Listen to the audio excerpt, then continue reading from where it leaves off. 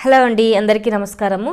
ఈ వీడియోలో పర్ఫెక్ట్గా ఆలూ బజ్జీ ఎలా ప్రిపేర్ చేసుకోవాలో చేసి చూపిస్తాను. ఈ విధంగా చేసుకుంటే మనకి పైన లేయర్ అనేది చాలా క్రిస్పీగా చాలా టేస్టీగా ఉంటుంది. తప్పకుండా ట్రై చేయండి ఒకసారి ఇలా.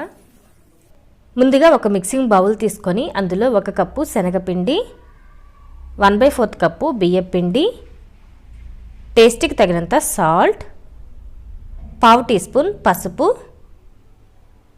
1/2 టీ స్పూన్ కారం, చిటికెడు వంట సోడా, 1/2 టీ స్పూన్ వాము వేసుకొని మొత్తం బాగా కలిసేలాగా కలుపుకోవాలి. డ్రై ఇంగ్రీడియంట్స్ అన్నీ కలిసేలాగా కలుపుకున్న తర్వాత ఇందులో కొద్దిగా వాటర్ పోసుకుంటూ లంప్స్ లేకుండా కలుపుకోవాలి.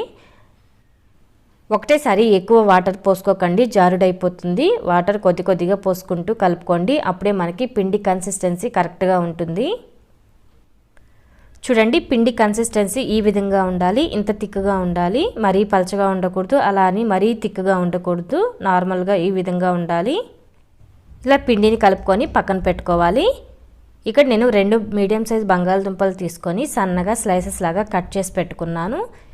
ఇలా కట్ చేసుకున్న బంగాళదుంపలని సాల్ట్ వాటర్లో 5 మినిట్స్ సోక్ చేసి పెట్టుకోవాలి. నేను ఆల్రెడీ చేసి వాటర్ అన్ని వంపేసి పక్కన పెట్టుకున్నాను.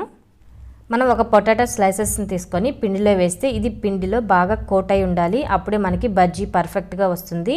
పిండి కనుక లూజ్ అయితే కొద్దిగా శనగపిండి యాడ్ చేసుకొని థిక్గా కలుపుకోవాలి. ఇప్పుడు ఈ పొటాటో స్లైసెస్ని పిండిలో డిప్ చేసి వేడెక్కిన ఆయిల్లో వేసుకొని ఫ్రై చేసుకోవాలి.